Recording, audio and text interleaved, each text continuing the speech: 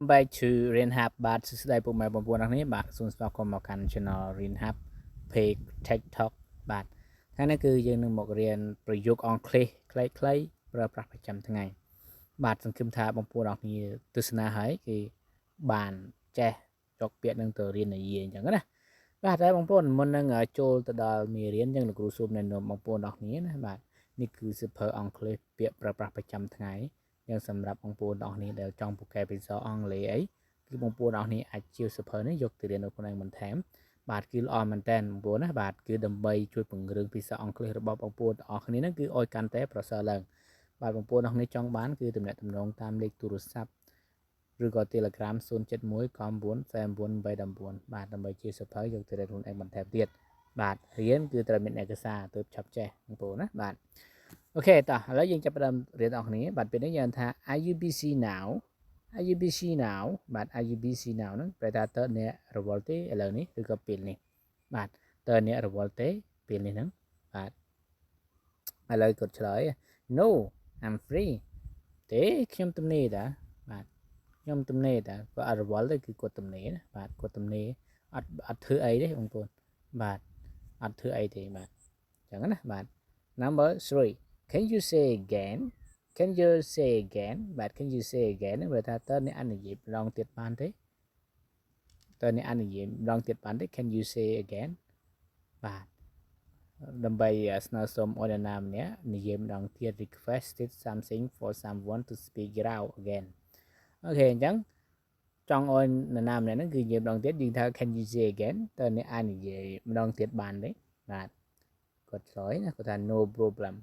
no problem បាទអត់បញ្ហា sure no problem sure no problem បាទបែរទេអត់បញ្ហាអត់បញ្ហាបាទអត់បញ្ហាអាចនិយាយម្ដងទៀតបាន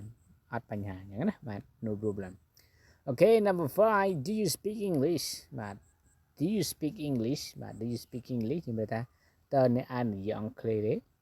តើអ្នកអាចនិយាយភាសាអង់គ្លេសឬក៏តើអ្នកអាចនិយាយភាសាអង់គ្លេសទេតើអ្នកនិយាយភាសាអង់គ្លេសមែនយ៉ាងក៏បានដែរតើអ្នកនិយាយភាសាអង់គ្លេសមែន do you speak English តើអ្នកនិយាយភាសាអង់គ្លេសមែន answer yes a little yes a little បាទ yes a little ចេះតិចតិចបាទចេះតិចតិចណាបាទ yes a little បានថាចេះតិចតិចបាទ yes a little okay number 7 how much is this how much is this បាទ how much is this ខ្ញុំပြောថាមួយនេះនឹងតម្លៃប៉ុន្មានបាទមួយនេះនឹងតម្លៃប៉ុន្មានបាទ is this ហ្នឹងគឺវាអត់ច្បាស់លាស់ហ្នឹងបងប្អូនបាទជាគេហៅថាកម្មបត្តិអត់ច្បាស់លាស់បាទអត់ច្បាស់លាស់អញ្ចឹងមួយនេះមួយនោះឬក៏គេហៅថាសព្វនាមទាំងអល់ហ្នឹងគឺมันច្បាស់លាស់នេះនោះអីហ្នឹងគេហៅថាសព្វនាមទាំងអល់ណាបាទគឺបានន័យថាសព្វនាមហ្នឹងគឺវាអត់ច្បាស់លាស់ទេបាទ how much is this okay how much is this ខ្ញុំនិយាយថាមួយនេះតម្លៃប្រមាណ okay number 8 is $10 it's $10 បាទគឺវាតម្លៃ$10បាទយើងនិយាយធម្មតាថា$10បាទយើងនិយាយកាត់នេះថា$10បាទប៉ុន្តែក្នុងវិទ្យាករអង់គ្លេសគេអត់និយាយអញ្ចឹងទេបើសិនជាភាសានិយាយបងប្អូនអរគ្នាអាចនិយាយយ៉ាងម៉េចក៏បានដែរ$10 $10អញ្ចឹងក៏បានដែរប៉ុន្តែបើសរសេរអាហ្នឹងគឺគេគឺទៅទៅនឹង